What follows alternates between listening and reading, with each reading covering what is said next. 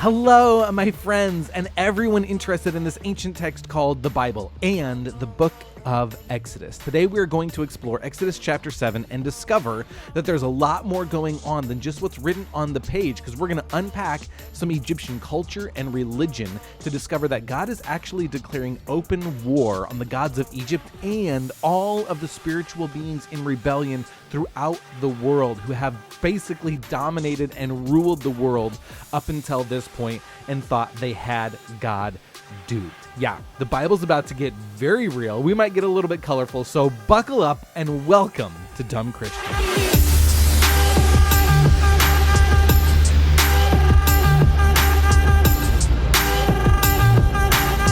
Okay, so let's back up a little bit and do a bit of a Bible recap up to this point.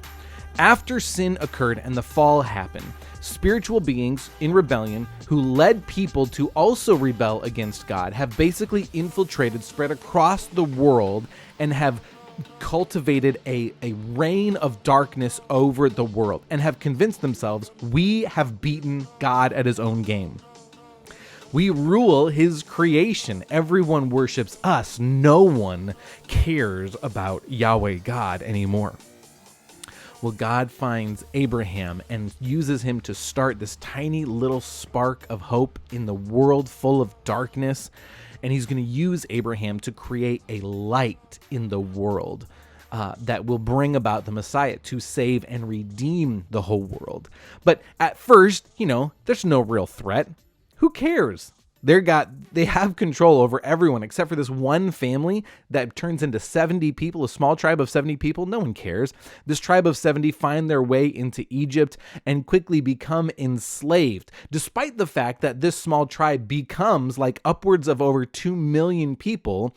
They're still enslaved. They're not a nation. They're not a powerhouse. They don't have any influence in the rest of the world. So the spiritual beings in rebellion against God could think, we couldn't care less if you had 10 million people. As long as they're slaves, we don't give a shit. Well, God is about to do something with these people, these slaves in Egypt, and he's about to declare war on all of the spiritual beings in rebellion, all the gods of the world, who he created, by the way.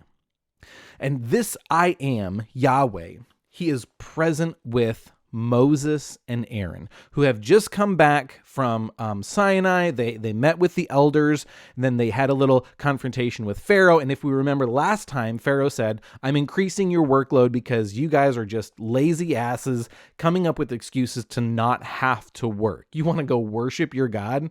Who's Yahweh? I don't even care about Yahweh.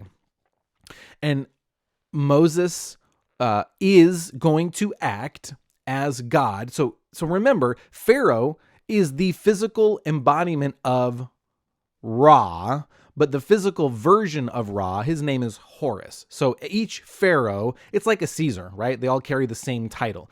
Each pharaoh is Horus, Ra in the flesh.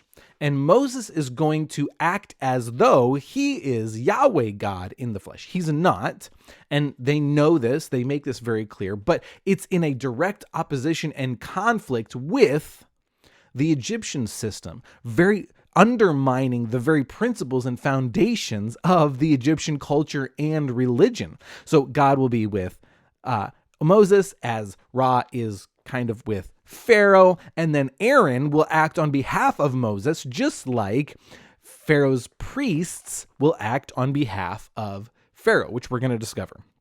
But God warns Moses, Pharaoh is going to harden his heart.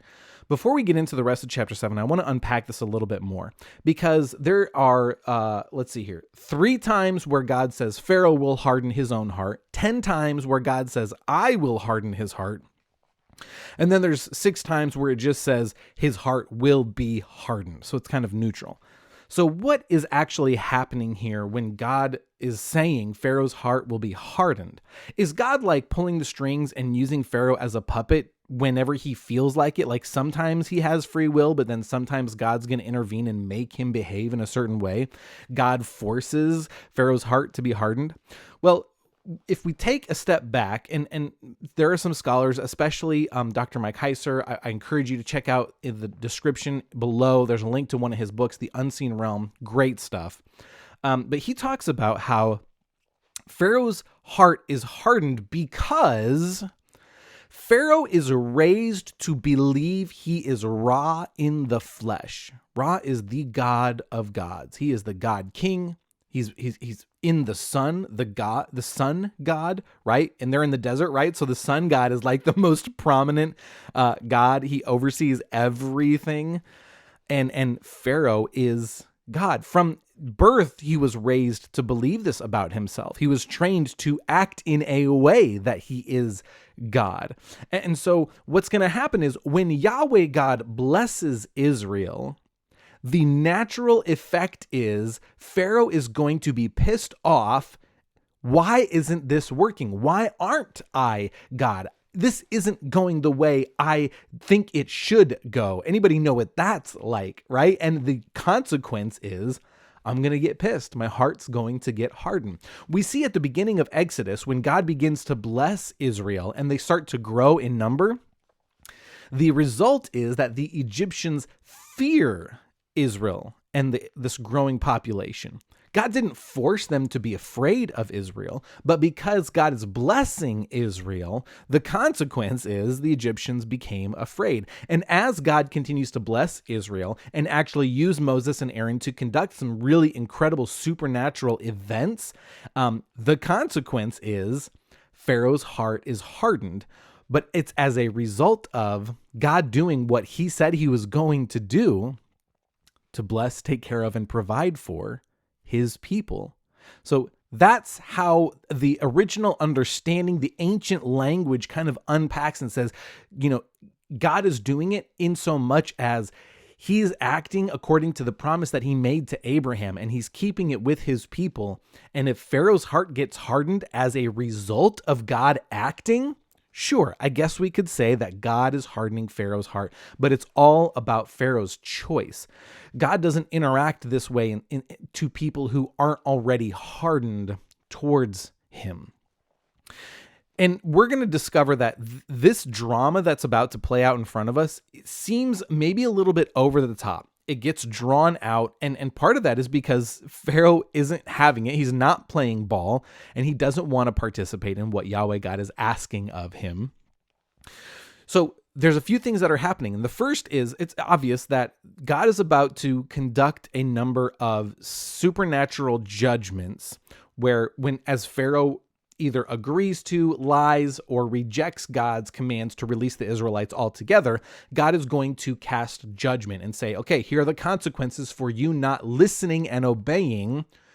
I gave you free reign. I gave you plenty of opportunity, but because you keep rejecting and not listening to me, here are the consequences. Part of these judgments that God is about to conduct, which maybe you've heard the story before and they're referred to as the plagues.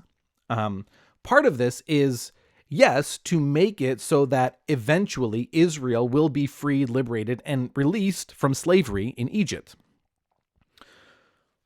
But there's also another part of this where the drama is drawn out so much so. If it was just this first plague that we're going to look at here in this chapter, it might not have been a big deal. The news might not have spread all the way to Canaan, all the way throughout the rest of the known world at that time. But because this drama becomes so intense, it's going to break the internet, and everyone in the world is going to hear about Yahweh, the God of the Israelites, who is unlike any of the other gods. This God is actually so great. He overcame the gods of the global power of that day, Egypt. Now, Moses and Aaron somehow managed to get into Pharaoh's presence. Remember, he said, you guys are lazy. I'm going to increase your workload. Some amount of time goes by, and Moses and Aaron get another audience with Pharaoh.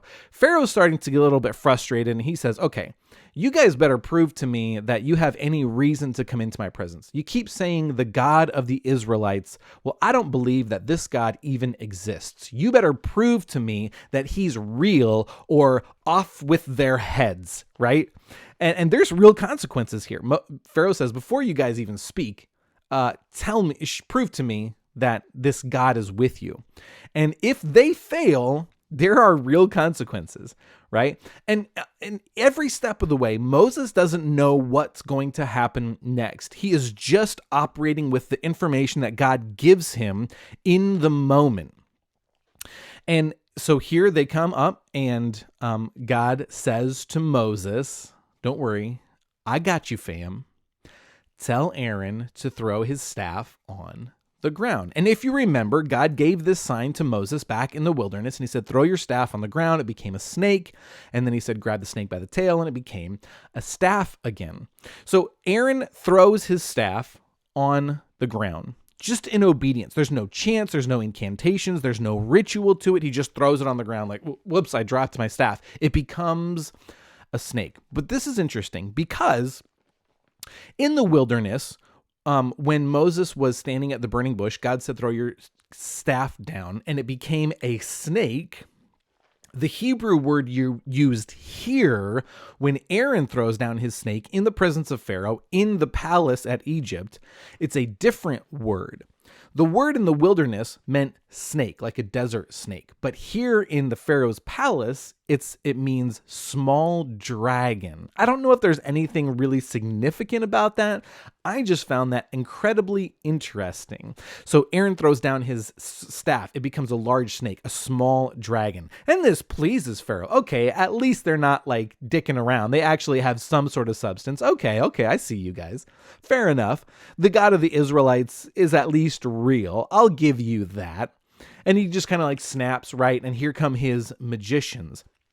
The Egyptian magicians. Say that 62 times fast. Egyptian magician, Egyptian magician, Egyptian magician. And he says, okay, guys, what can you do? And then it says, by their secret arts, each time that the Egyptian magicians perform magic, it says it's given the impression, it's by their secret arts, almost like it's, like David Copperfield. It's a master of illusion, sleight of hand. Look over there while I do this trick.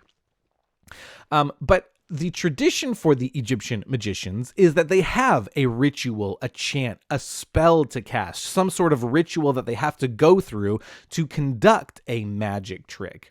Whereas opposed to Moses and Aaron, they just stick on the ground, becomes a snake. But they have to go through this process of mixing, spices and herbs and eye of newt and, whatever they have to do. And somehow they do manage to make some sticks or their staffs to turn into snakes. Not the same word as Aaron's staff, but just into some snakes. And they're like, haha, see, we can do it too. But the snake that came out of Aaron's staff ends up eating the snakes that came from the Egyptian magicians' staffs. And, okay, Pharaoh's a little impressed. Aaron grabs the tail of the snake, turns into his staff again. Their snakes are gone, so they don't have their staffs. Aaron gets his staff back. And Pharaoh is at least impressed enough to acknowledge that there's some sort of validity into their request, into their activity. Okay, I'll granted you guys at least have some sort of validity here. Your God is real, but I'm not convinced because my guys can do the same shit your God can do.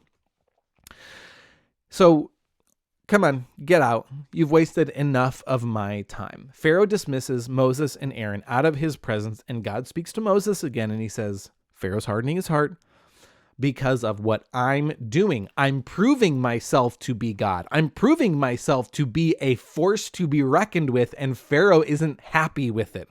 So his heart is hardened because of God. Not that God is doing it, but that it's as a result of God's manifestation, his goodness, his power. Okay. God says to Moses, Pharaoh's going to continue to harden his heart. So what I want you to do is tomorrow morning, when Pharaoh goes out for his morning boat ride, I want you to go up to the edge of the Nile and I want you to meet him out there early in the morning, just as the sun is rising. So Moses and Aaron the next morning walk out to the edge of the Nile and they shout out, "Hey, dickhead! God told you to let his people go and you are not listening. God is real and you refuse to acknowledge that. So God is about to show you what's what, give you the what for, and you're going to get yours." Again, Moses doesn't know what the next step is until he takes the very first step that God tells him. So only with each step is he given instructions on what to do next. Again, like we said before, this is like this reoccurring picture that God is actually teaching his people how to trust him and that he's trustworthy. Just do what I ask you here and I'll give you the next thing. I promise we're going to get through this. So Pharaoh is like yelling out at Pharaoh, like, why I oughta, and Pharaoh's out there, oh, this guy, I am done. And God tells Moses, have Aaron put his staff in the river. So Aaron takes a step out into the river, and the famous picture, he puts his staff in the water, and instantly the Nile becomes blood. The whole Nile. And this is at least going to last for like 7 days, where it's not drinkable, it stinks, it actually kills all the fish, and it makes life miserable for the Egyptians for at least 7 days. Okay. On the surface, this is what we read in the book of Exodus. Okay? Nile to blood, fish die, 7 days, can't drink water. It's horrible. The people hate it. But what we need to understand is there's actually a lot more going on than just what we read on the paper. Let's go back. Now we're going to get into Egyptian culture and religion. Ra, the god of gods in Egypt, the god king, the legend goes that he became the god king by fighting for his position. Again, we talked before about Ra using his strong arm, reaching out his strong hand against the other gods. And he earned his position through a victory, defeating the other gods who were contesting for the position of God King.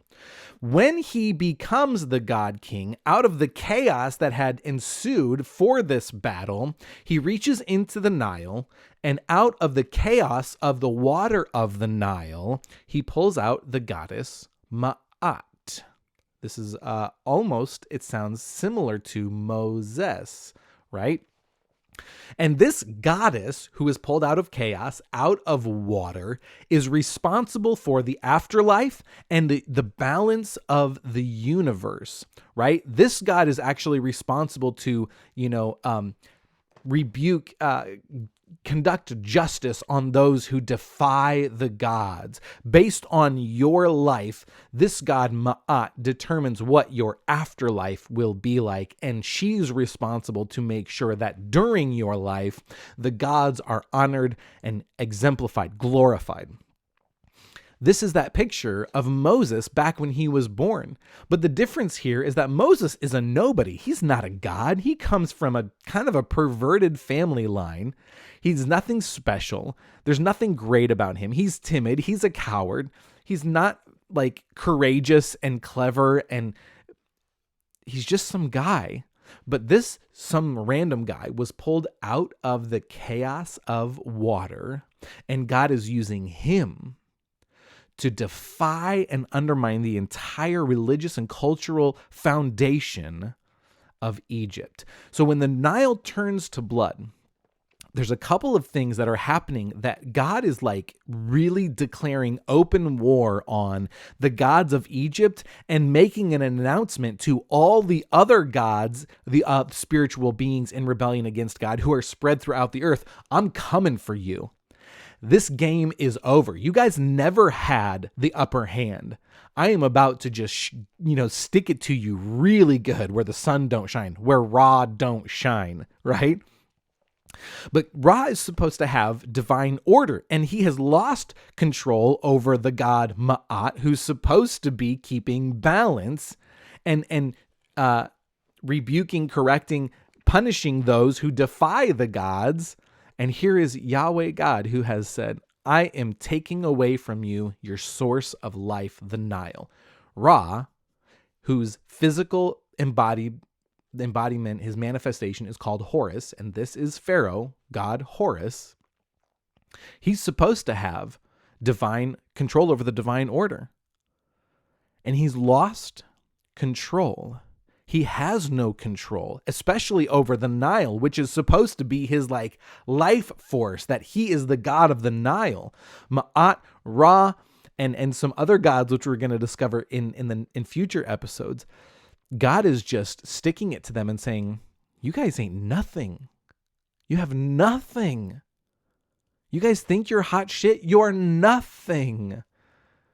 And Pharaoh's heart is hardening. Okay.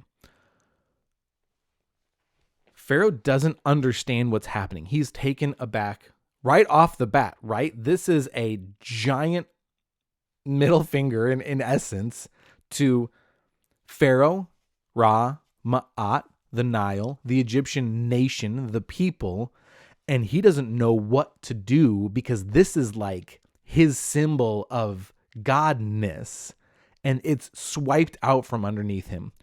The very first act, the very first plague that God does here, Nile into blood.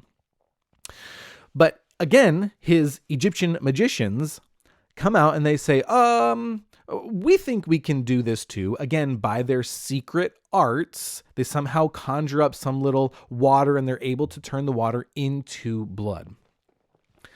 Now, this is enough to just make Pharaoh okay, we can replicate this. It must not be that big of a deal. This God, okay, really kind of knocked me for a 6, but I think I can at least wrap my head around. I'm still God. I still have control. I just need to figure some things out. But it's almost a little bit ironic because the Egyptian magicians, all they do is they actually just add to the judgment that God had just executed on them. They're not able to turn the blood back into water. All they're able to do is turn more water into blood. Wait, what? And yet somehow this is enough to make Pharaoh think, okay, the God of the Israelites isn't that big of a deal. We can still take control. We could still take control of the situation because that's what he's supposed to be doing, controlling the chaos. But he doesn't have control of the chaos. He doesn't have divine order over Ma'at, who's supposed to be this balance of justice in the universe. He is not in control anymore, and Pharaoh is enraged. His heart is hardened because of what God is doing, and this is the first glimpse that we see into the Egyptian civilians and how they're going to begin to question and lose their faith and trust in Pharaoh as Ra incarnate, Horus. And especially as God really starts to attack the individual gods in Egypt, which we're going to start to see in greater detail next time. But I'm going to encourage you guys, if you really like this content, please check out The Unseen Realm, Dr. Mike Heiser, great stuff. Get your own study Bible, but be sure to subscribe, ring the bell so you know when the next episode drops. I promise these are going to be some really exciting ones. Share this with your friends and family so we don't go on this journey alone, and I'll catch you in the next one. I love you guys.